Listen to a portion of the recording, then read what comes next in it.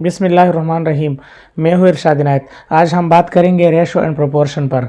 Ratio और proportion क्या है, इस पर किस तरह के एमसीक्यूज़ आते हैं ईटा टेस्ट में, वो भी मैं आपको बताऊंगा। ये वीडियो मुकम्मल देखें ताकि आप लोगों को इसके बारे में पता चल जाए।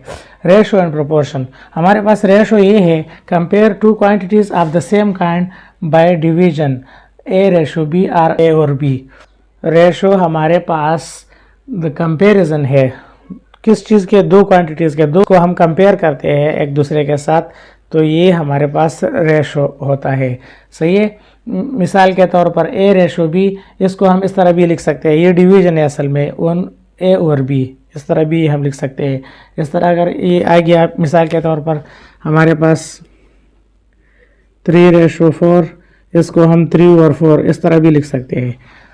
एग्जाम्पल है इसका, अ class has 10 boys and 15 girls. The ratio of boys to girls is 10:15. सही है।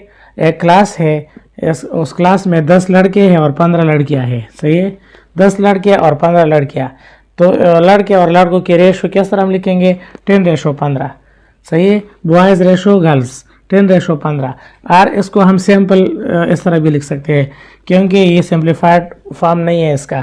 ये लड़कों और लड़कियों का रेशो 2/3 हो गया। सही रेशो ये हो गया। सही है।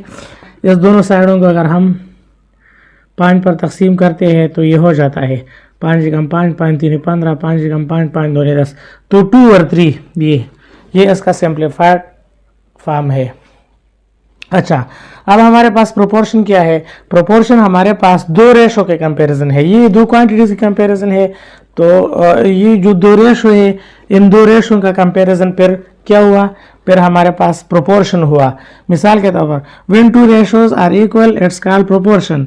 ये एक रेशो है, ये दूसरा रेशो है, ये रेशो इक्वल है, तो इसका मतलब ये हुआ कि ये प्रोपोर्शन हो गया। सही है। प्रोपोर्शन का साइन हमारे पास इस तरह होता है, A/B प्रोपोर्शन टू C/D। और हम इसको इस तरह भी लिख सकते हैं, ये जो हमारे पास ये दोनों जो है, ये मीन्स है, ये मीन्स है, मीन्स, और ये एक्सट्रीम है, एक्सट्रीम। तो ये प्रोडक्ट ऑफ मीन्स और प्रोडक्ट ऑफ एक्सट्रीम, हमारे पास इसका एक फार्मूला है, प्रोडक्ट ऑफ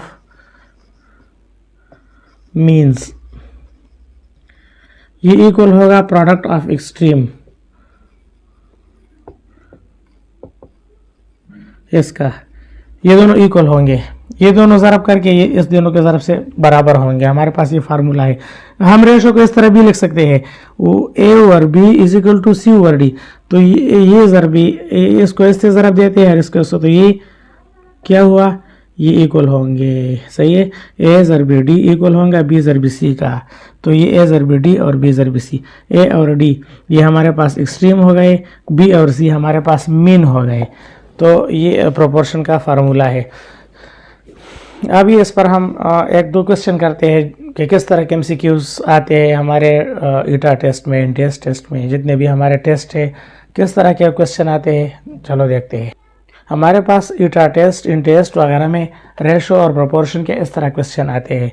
सही है कि 3:4 प्रोपोर्शन टू X/7। तो आप बताएं कि X = क्या, X की वैल्यू मालूम करनी होती है। सही है। ऑप्शन में हमारे पास मुख्तलिफ ऑप्शन होते हैं, तो इस X को हम कैसे मालूम करेंगे। हमारे पास फार्मूला ऑलरेडी मैंने आपको बताया है। फार्मूला क्या है, product of mean = product of extreme. ये फार्मूला है, प्रोडक्ट ऑफ एक्सट्रीम। इसमें मीन हमारे पास ये दोनों है, ये, और एक्सट्रीम ये दोनों है।